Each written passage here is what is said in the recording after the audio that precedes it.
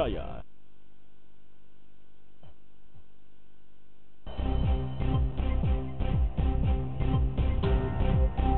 Sejumlah oknum PNS Jeneponto terjaring operasi tangkap tangan.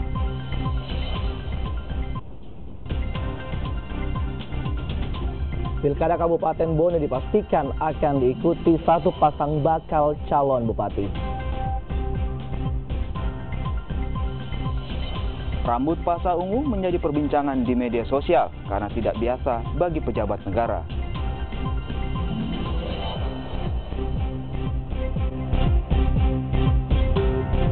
Selamat pagi saudara, apa kabar Anda pagi hari ini? Kompas Sulsel kembali menjumpai Anda, 3 berita utama dan sorotan lainnya telah tim kami siapkan untuk Anda. Di sesi perbincangan kita akan membahas tentang korupsi yang mengalir ke daerah. Bersama saya, Edwin Darwis. Saya Stephen Sondak, kita jelang Kompas Sulsel edisi Rabu 28 Januari 2018.